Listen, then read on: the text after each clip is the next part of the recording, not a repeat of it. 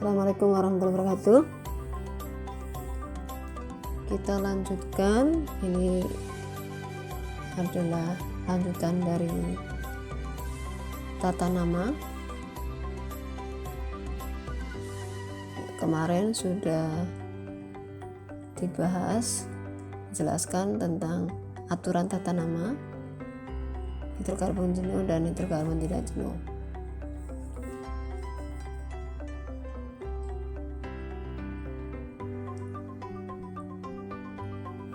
Kemudian masih ingat. Sekarang kita perhatikan contoh.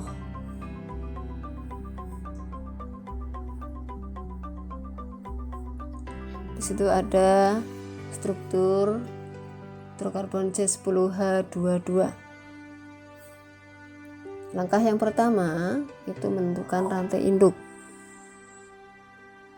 Rantai induk ditentukan dari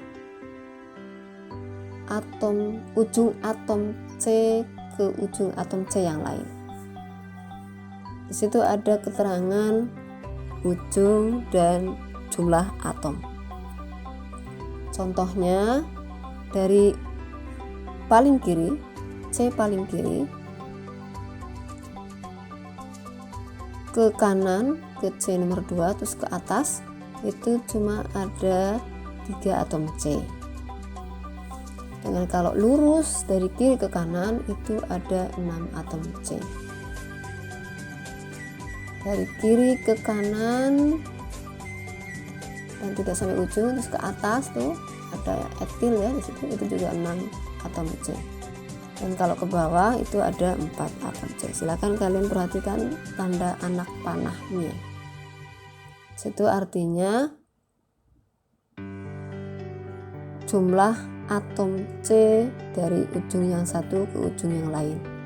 Kita pilih yang paling banyak jumlah atom C-nya. Jadi di situ ada dua kemungkinan, dari kiri ke kanan. Dari ujung kiri sampai ujung kanan itu 6, atau dari kiri ke kanan atas itu juga ada 6 atom C. Jadi menentukannya yang terpanjang itu jadikan rantai induk, misalnya dari paling kiri ke paling kanan. Contohnya diambil dari kiri ke kanan, itu yang sebagai rantai induknya. Pasti ada 6 atom C ya, berarti nanti namanya adalah heksana. Karena ikatan atom C yang satu dengan C yang lain adalah tunggal, berarti nanti heksana. Langkah yang kedua itu memberi nomor pada rantai induk. Penomoran dimulai dari ujung yang paling dekat dengan cabang.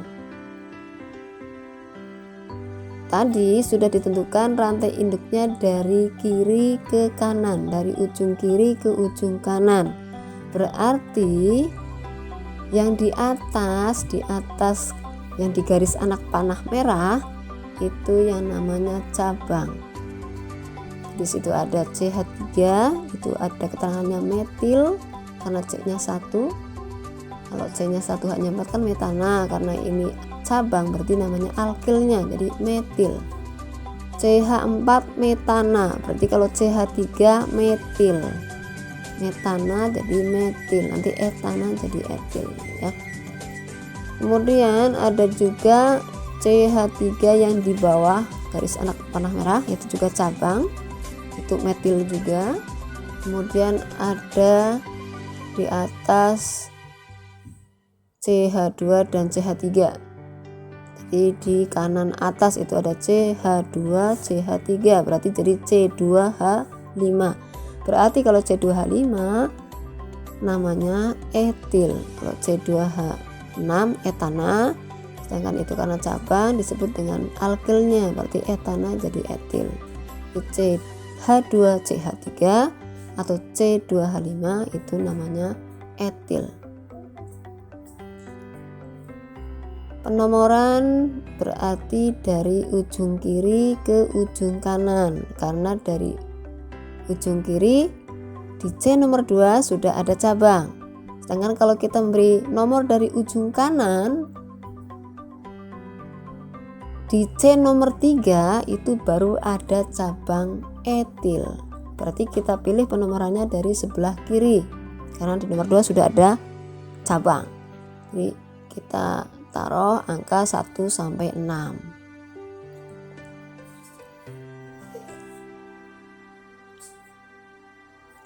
Kemudian urutan memberi nama. Pertama adalah nomor atom C yang mempunyai cabang. Di situ ada C nomor 2 punya cabang metil, C nomor 3 ada metil juga, dan C nomor 4 ada etil. Berarti nanti ada 2 metil dan 1 etil. Kita tulis yang mana dulu? Kita ingat kalau ada cabang yang berbeda itu sesuaikan dengan urutan abjad, M dulu atau E dulu. Berarti E dulu, berarti kita sebut nomor atom C yang mengikat etil dulu, berarti nomor 4, berarti 4. Nah, baru kita sebut cabangnya 4 etil. Kemudian nomor 2 dan nomor 3 ada metil, karena sama berarti kita beri awalan D yang artinya 2. Berarti kita tulis 2, 3 dimetil. Berarti namanya adalah 4 etil 2, 3 dimetil, baru diikuti nama alkananya. Alkananya tadi namanya heksana karena ada 6 atom C. Jadi senyawa dengan struktur di atas adalah 4 etil 2, 3 dimetil heksana. Itu contoh untuk alkana. Sekarang untuk hidrokarbon C10H20. Ikatan rangkap ibu kasih di C paling ujung kiri, di C paling kiri. Langkah pertama sama, menentukan rantai induk, dipilih dari rantai yang terbanyak atom C-nya. Jadi karena gambarnya sama dengan yang tadi, jadi bedanya cuma ikatan rangkap doang. Berarti kita memberi nomor. Penomoran pada rantai induk itu dimulai dari ujung yang paling dekat dengan ikatan rangkap 2. Di sebelah kiri itu ada ikatan rangkap 2, berarti penomoran dimulai dari ujung kiri. Jadi tidak melihat cabangnya nomor berapa, tapi yang penting adalah letak ikatan rangkap. Jadi penamaannya adalah nomor C yang memiliki cabang, kemudian diikuti nama cabang, terus nomor C yang ada ikatan rangkap, baru nama rantai induk. Karena rantai induknya ada 6, ada ikatan rangkap 2, berarti yang alkananya namanya heksana, karena ini alkena berarti namanya heksena. Jadi akhirannya ena. Berarti namanya adalah 4 etil 2, 3 dimetil 1 heksena. Contoh yang ketiga untuk hidrokarbon C10H18. Nah, di situ ibu rubah letak ikatan rangkap 3-nya. Pertama, menentukan rantai induk, sama caranya. Nah, kita temukan dari kiri ke kanan itu jumlahnya 6, itu terbanyak. Habis itu kedua, menentukan cabang. Dan penomoran dimulai dari ujung yang paling dekat dengan ikatan rangkap. Kalau dari sebelah kiri atom C yang memiliki ikatan rangkap 3 itu nomor 1, 2, 3, 4, nomor 4 kalau dari sebelah kiri. Nah, kalau dari sebelah kanan itu di C nomor 2, berarti nanti penomorannya dari sebelah kanan, dari ujung kanan, karena yang paling dekat dengan ikatan rangkap 3. Nah, cabang etil ada di C nomor 4, cabang metil ada di C nomor 4 dan nomor 5. Karena metil ada 2 maka diberi awalan D. Karena cabangnya ada etil dan metil berbeda, berarti nanti kita urutkan sesuai abjad. Nanti yang etil dulu yang kita tulis.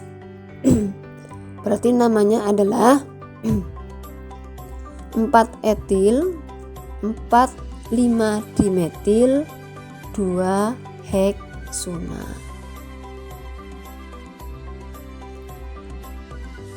Nah, dari rumus molekul C10H22 dapat digambarkan beberapa struktur yang berbeda. Begitu pula dengan C10H20 dan C10H18. Dan inilah yang disebut dengan isomer. Jadi rumus molekulnya sama tapi gambarnya berbeda. Kalian masih bisa menggambar struktur yang lain. Perbedaan struktur pada senyawa hidrokarbon menyebabkan sifat fisiknya yang berbeda. Dengan rumus molekul yang sama, semakin banyak cabang menyebabkan titik didihnya semakin rendah. Nah, untuk latihan silahkan kalian kerjakan soal berikut. Yang pertama, tulis nama dari ketiga senyawa yang memiliki struktur. Kemudian yang kedua, gambarlah struktur molekul senyawa dengan nama senyawa berikut jika benar. Jadi jika benar digambar strukturnya. Dan kalau salah, coba kasih alasannya. Nah, jangan menunda-nunda untuk mulai. Yakinlah insya Allah kita bisa, dan jangan malu untuk bertanya. Kalian bisa mengirim pertanyaan, bisa lewat WA atau GC, agar kita paham dengan yang kita pelajari. Mudah-mudahan bermanfaat. Ibu akhiri, wassalamualaikum warahmatullahi wabarakatuh.